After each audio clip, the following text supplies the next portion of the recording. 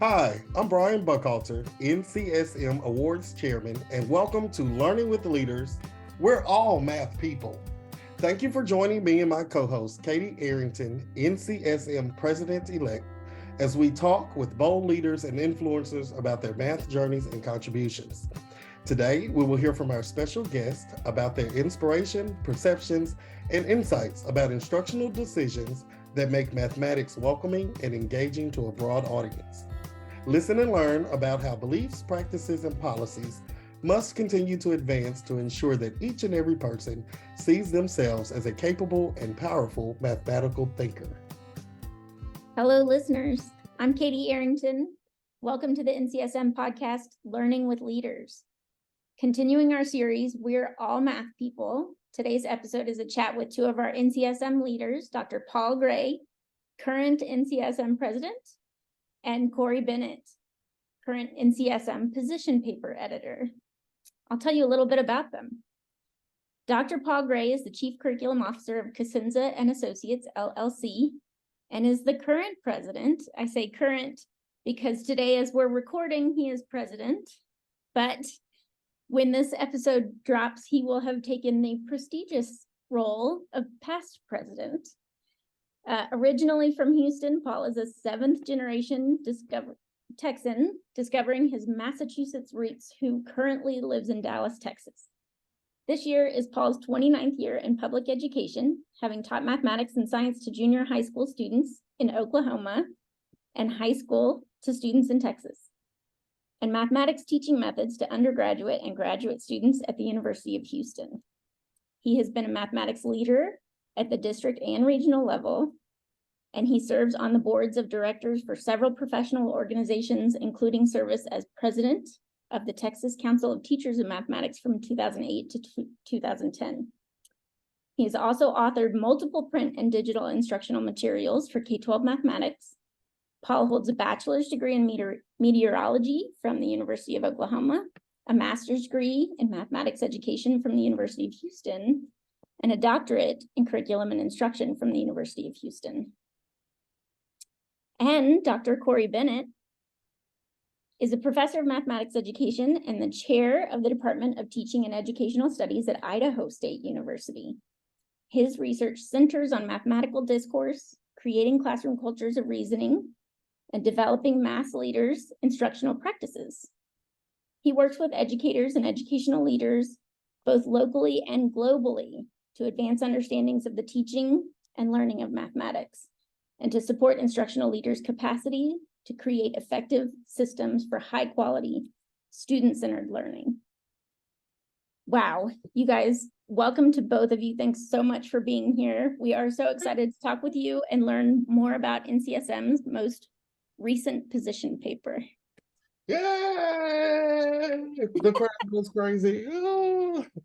Cory and Paul, again, thank y'all so much for joining us today.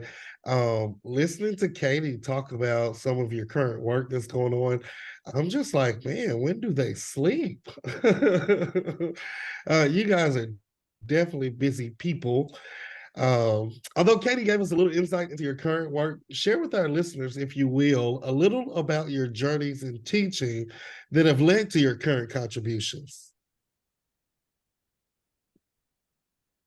So what brought me kind of to NCSM and the professional organization world in general is pretty much I joined professional organizations because people that I trusted told me to. When I was a baby teacher in Chickasha, Oklahoma, it was just part of our campus culture that you belonged to your professional organizations. I was explained that was just part of our responsibility to the field. And so that kind of set the tone. So when I taught in Oklahoma, I was a member of the Oklahoma Council of Teachers of Mathematics. And then when I moved back home to Texas, I did the same thing. I joined TCTM and NCTM because people that I trusted mentors, strongly advised me to. And then when I grew into a math leadership role, same thing with NCSM. That's what brought me, I tell the story, I joined NCSM because Lorraine told me to. We had a booth at camp, our state math conference, and she caught me as I was going by and said, "Do you know NCSM?" I said, "No, I don't." So she said, "You do need to," and bent my ear for a little bit, had me sign the form, and that was that. And I'm really glad that she did, because that's how I learned that NCSM really can help me help my teachers. Whenever I'm in a leadership role working with teachers, I rely heavily on NCSM's resources to get my work done. Well, we are glad for that too, Lorraine, wherever you are. Thank you for introducing Paul to NCSM. Yeah, thanks, Lorraine. And that sounded awfully familiar, Paul, to like a personal situation I once had with a current, or as of when you're listening to this past president doing the same to me. No trauma. I'm so grateful for the invitation. Cory, what about you? Give us a little insight into your background and your journeys in teaching that have kind of led you to where you are today. I started my teaching career off in Hawaii, and it was an absolutely wonderful opportunity, a great experience to really connect with kids and people in the communities. Unlike the kids in the communities I grew up, myself, I guess, in some ways. And then a local, the next community over, there was a middle school that had just created a mathematics coaching position. And I'd been in the classroom for about 5 years teaching. And for me, about every 5 years, I get this itch, like I got to do something different. There's something new. I got to take on a new challenge. And like, it just starts to kind of slowly build and bubble within me. And so, every 5 years or so, I'm looking for the new thing. And I don't know, maybe this was it. So I was like, well, maybe it's time. So I applied for this mathematics coaching position. And the school didn't really know what that position was supposed to do. The department chair was really unsure what this role was. The teacher was like, I'm not sure who you are. You're new to our school. And I'm not even sure what this role is. And so as I started to re-envision myself and think about who I was professionally, I had so many gaps. It was just like, I don't even know what I'm doing anymore. I went from this teacher who was really starting to figure things out and getting in a groove with teaching mathematics and feeling very confident, successful with what I was doing. I just completed my national board certification. And so I was like, I think I'm really starting to feel good about this. And all of a sudden it was like deer in the headlights, like I have no clue what I'm doing. And somehow, and I don't even remember the exact process, it was probably just searching around the internet for resources or things, I came across NCSM, and it immediately kind of felt like that Disney moment where the light's shining on you and everything's just kind of coming together and the birds are singing. And it's like, I think I found my people. I think this is it, And so from then on, it was really about how can I grow within my leadership roles, and how is NCSM going to help me kind of do that and develop who I am as a leader of mathematics as well. Awesome. I love the image of the birds singing and the lights behind you. I don't know if that was real, but it sure felt that way. I have been there. I know exactly what that feels like. And I love it. I love that that's what you felt like with NCSM. I feel like that's how I felt the first time I was in person at an NCSM conference. So I have a that resonates with me strongly. Well, so you guys, I appreciate you being here so much as leaders in our organization of NCSM. You're here because we have kind of a special moment for NCSM, and that's the release of a new position paper titled Supporting All Students Through Flexible Grouping Practices, that was released at the conference in October, so just a couple of weeks ago. So why don't you share with our listeners a little bit about the purpose of position papers in general and what in particular we're seeking to accomplish with this one? Yeah, that's a great question, Katie. So I guess broadly speaking, NCSM's position papers are designed to provide our members and other leaders of mathematics, and this is at all levels, right? It's the classroom teacher, like Paul was talking about, who can help lead and guide a group of people, to principals, to curriculum, like all different levels, right?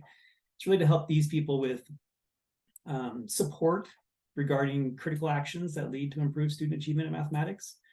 So it's really trying to help kind of provide that direction and guidance and some things to think about for these math leaders at all levels, again, as they consider the things that they want to do and grow upon and change within their own kind of context and their own situation. For this paper in particular, it really grew out of looking at this equitable approach to learning. And I really stress the word learning here because this is an important piece of it. Quite often when I go into schools and I work with principals or other teacher leaders, there's a focus on like teaching practices, like things we should do with teaching. But when we shift this focus to learning, like how do we create these equitable learning experiences, it shifts how we look at structures and the things that are in place and things that we can do to better support students, regardless of where they're at in their learning of mathematics. Well, this paper in particular, with emphasizing flexible grouping strategies, is kind of a companion piece to our detracking position paper, because a few years ago, NCSM staked out the position that tracking is a practice that harms children. And if we have a practice in our schools that we know harms children, we got to stop that. But it's not so simple as just throw everybody in the room and tell them good luck. Teachers and math leaders, school leaders need some strategies for how to make that a successful learning environment. And I think this paper fits the bill for that charge. Yeah, agree. Agreed ×3. Nice. So thinking about, you mentioned if it's a practice out there that's, not helping our students but harming them, which I think everyone who's in education has the intention of helping students, Exactly. So let's talk about something that maybe was like this unintentional harm, or at some point. So thinking about the paper, main focus of the paper is utilizing these strengths-based flexible grouping practices, right? Give us some insight. What do these practices look like, and how do they differ from past more traditional approaches, and how do students benefit from these flexible grouping practices? Yeah, I mean, that's again a great question. So for starters, I would encourage people to think about how a strengths-based approach considers what students are doing well in mathematics, what ideas that they have that are kind of leading towards these key concepts that we're looking at. So for example, if students are working on like fraction multiplication, or if in let's say secondary grade students are interpreting key features of a function, then teachers might group students based off of the models that they're creating that kind of lead to different kinds of insights, and not just necessarily like who's getting it and who's not getting it, but looking at how they have different ways of representing the mathematics that can lead and guide the conversation and kind of build towards this collective understanding. So considering what we can do and what we do well and how we approach it is a really important aspect of being able to put people together. And it's not always like, oh, they're all approaching it this way, they're all approaching it that way, but being able to leverage an individual strengths that might be different from another person's perspective and pair them up together, and to be able to think about how these two different strengths can then create something even greater collectively, because they're working together and talking together and bringing these different perspectives. It's not just we're all like the bobbleheads, we all did the same thing, we're all got the same thing. We're doing something different, and we have a different way to approach it and think about it. So recognizing how we can pair and companion these students in ways that leverage what they know and what they're thinking about, and how that brings that collective understanding to the forefront is really important. Wow. Listen, Cory, I left my maracas. I've been celebrating like all week, just little things, big things. I left my maracas, but I got my bottle of vitamins. And so I got to shake you up on that one. Sometimes we look at the differences and we let that divide us more than bring us together. But hearing you talk about the leverage, I think that's a very powerful word. When we leverage our individual strengths together, almost get like this transformer vision of, when all the pieces are put together, what do we become then? I think it's common practice sometimes too, to look at what students are struggling with. Because teachers have this innate, educators collectively, but teachers in particular, they have this innate feeling of I want these people to succeed, and they work so hard to help students have success. And so sometimes we go into things looking at where do they struggle, as opposed to what is the evidence of learning. And it changes how we look at the classroom, and it changes how we look at the mathematics when we focus on the evidence of learning and not just struggles. Pass the plate, that'll preach. Look, the strengths-based focus I really appreciate, because that reminds us to view students in terms of the assets that they bring. And as math leaders, we need to view the teachers that we serve in terms of the strengths that they bring.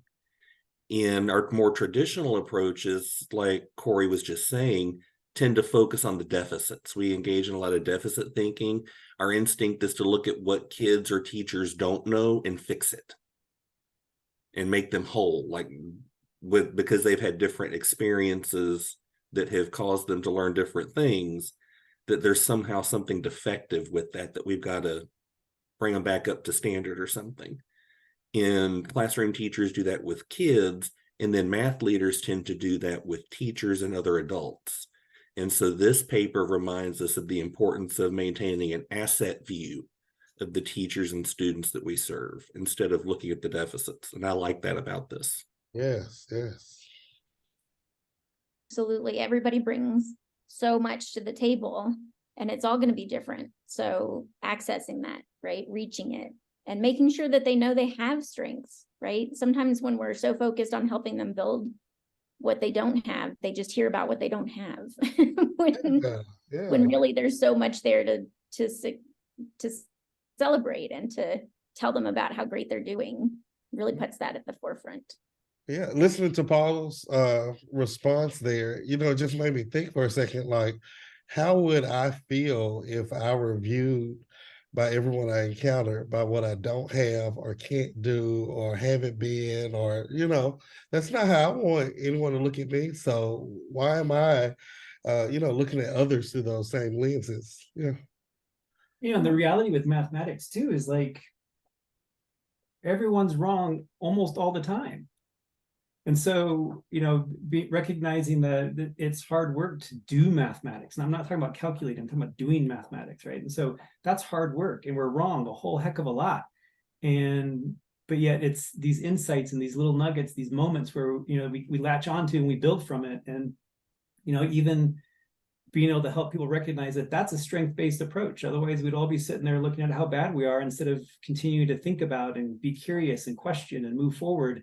That's a strengths-based approach to doing mathematics. I love that. Be curious, move forward, think about all the great things that are happening, right? Awesome. All right. Well, so Cory and Paul, how can math leaders, and when we say math leaders, of course, we want to be inclusive. We want to say that we mean by leaders, we mean site-based leaders, school leaders, district leaders, teacher leaders from the classroom, coaches, district personnel. How can these folks kind of leverage this new position paper about flexible grouping in the areas where they work, in the classrooms or in the schools where they are? I think one of the first things that we can do is engage in a study in a professional learning community setting of what this paper is. And one of the things I really like about this paper is how it lays out what do we mean by flexible grouping strategies. And it's just that they're flexible. A lot of the groups that we create in our schools tend to be permanent. They tend to be long-term. You get it. It's like almost like a Roach Motel approach of grouping. You can check in, but you never check out. And that's probably a crude metaphor to use, but that's what grouping does. But I think you're wrong with it. Yeah. Go ahead.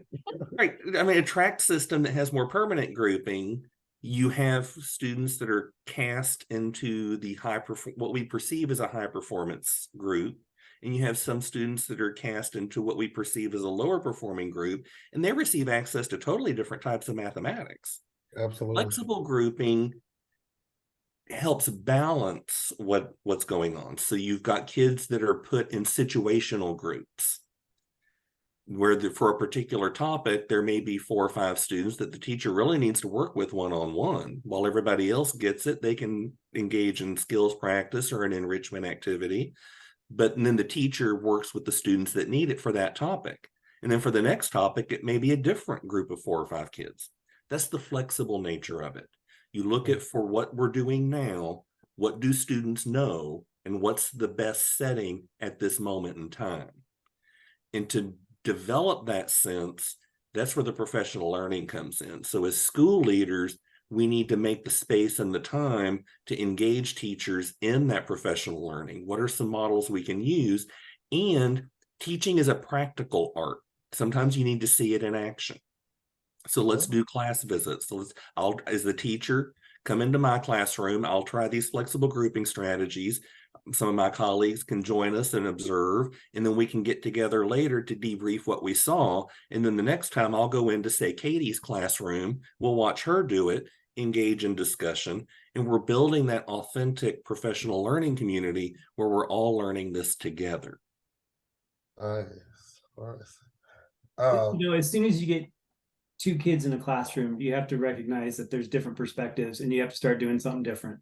So not all of these kids are achieving it the same way at the same time, and they will switch groups. Some will really struggle with certain concepts when in the unit before they were excelling amazingly, and so they change based off of what's going on. And so to think about keeping these fixed or semi-permanent groups in place is really a disservice to all students as they are taking their bold attempt at learning mathematics and developing as doers of mathematics themselves too. So considering things like, we talked before about being able to pair different kind of strengths-based approaches together, or even readiness. I mean, we're not always ready to take on something hard. Even the teacher might know, like, hey, I know you can totally do it, but if we're not ready to do it, then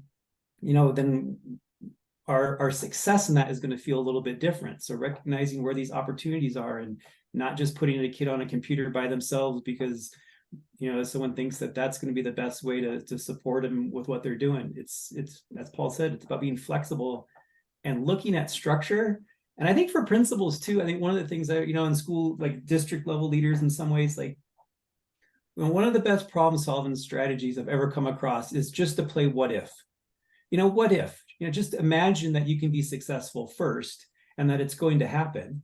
And then you start figuring out, like, how do we redesign the structure? How do we start to play within the boundaries that we have? And imagining that it's going to happen, and then see how it plays out, right? Because there's going to be a lot of challenges. There's going to be a lot of hurdles. There's going to be some policy things. There's going to be some structural things that are difficult. But when you approach this and go, well, what if we could do it? What if we could redesign this? What if we played differently in this sandbox? What would that look like? And bringing in the right people to do it. And pretty soon you're going to start recognizing that these challenges are really just solutions in hiding. Oh, wow. That's powerful. What if your what ifs come to pass, Yeah. Whew, that's good there. I got caught up in the moment. Sorry. Yeah, that was good. So you've shared a lot of good knowledge with us, a lot of things to really move our thinking forward in terms of how can we learn from each other and leverage from each other's strengths? How can we set up situations for our students to do the same? So I want to ask you this. We'll give you one more chance to drop all that encouragement on people. As we wrap up today, we have to ask, since our podcast theme for this series is "We are all math people," what would you offer to the person who would say, math just isn't my thing. I am not a math person?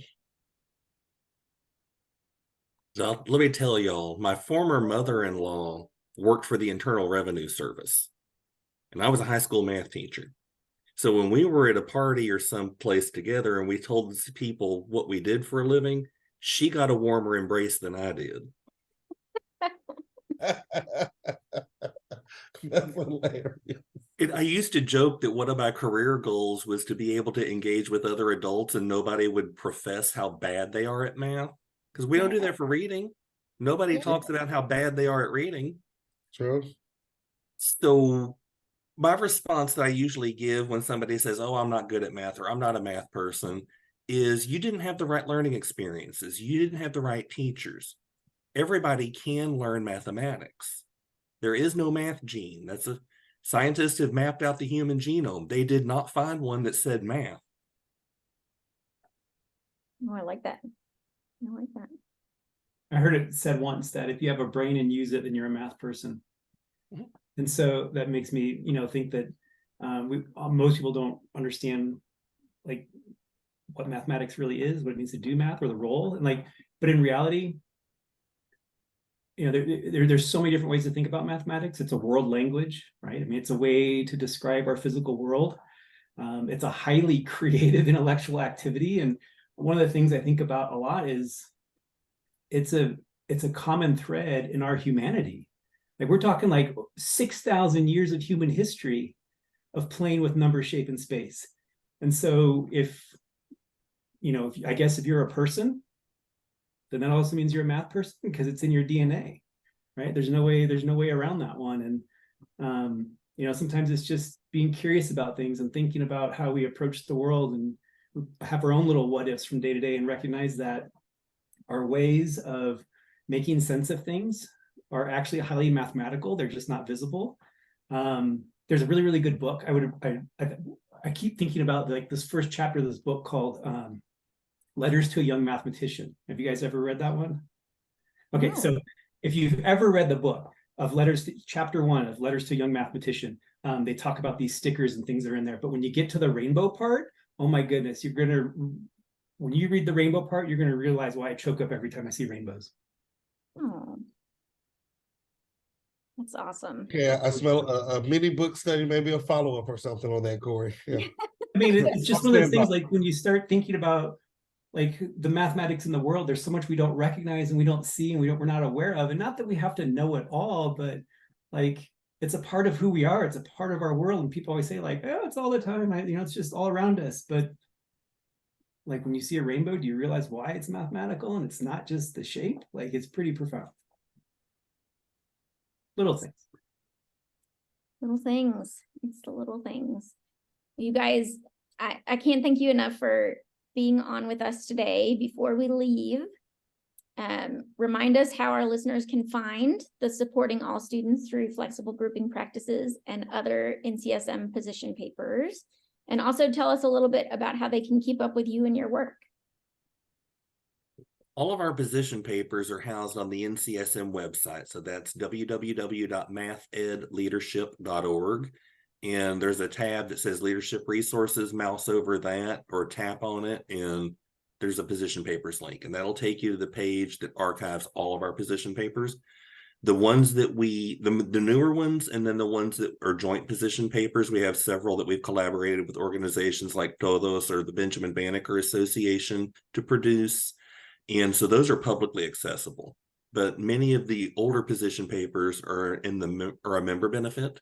So when you join NCSM, you get full access to the full library of position papers. And those are great tools that you can use with your colleagues back home at school or in your district. And especially when you are asked to provide insider advice for school board members or policymakers, or even your school leaders. Your superintendent has an idea and you're like, I'm not sure about that. Let me see what the research says. And that's the benefit of the position papers. And if you want to find how to reach us and how to contact us, again, I would direct people right by the same website, but look for the About tab, and you'll find a link down to the board of directors or contact NCSM. And both of those ways will work to find us, or just come to the conference and sit and have a coffee with us and chat. I would highly recommend that too. I like that. That's a great idea. We love that. We love that. Love it. I've had some of the best conversations at a conference, just in the hall hanging out, and then somebody comes up and says, let me ask you a question. Which my eyes get real big. It's like, okay. Let me hide my badge that says board member. We all know you, Paul. It's too easy to pick out of a lineup, especially when I start talking. We hear you before we see you. Yes, sir. All right, y'all. Well, I do want to say a thank you to Cory, and as always to my partner in crime, Brian. But I want to take a second to say a big thank you to Paul Gray. I'm going to try and do this without getting emotional. So we are in a position right now where we're making a transition of the presidency from Paul's leadership to me stepping into the presidential role. And I just want to say, since we have the opportunity here, on behalf of the NCSM community, Paul, thank you so much for your leadership and your guidance and your humor throughout your time as president. And then just a big thank you from me personally as well. I consider you both a friend and a mentor, and I couldn't have asked for a better partner to enter this position in transition with. So Thank you so much, Paul. And we'll end on that note. Thank you so much for being here. Everybody go read the position paper. It's there for you, and contact us if you have any questions. So thank you so much. We hope that you have been inspired by this bold mathematics leadership conversation and will tune into our podcast series each month. If you enjoyed this episode, please share it with others, post about it on social media, or leave a rating and review. You can learn more about NCSM, Leadership in Mathematics Education, and our upcoming professional learning events on the NCSM website, mathedleadership.org. You can also follow NCSM on Twitter at mathedleaders and using the hashtag NCSMBold. Until next time.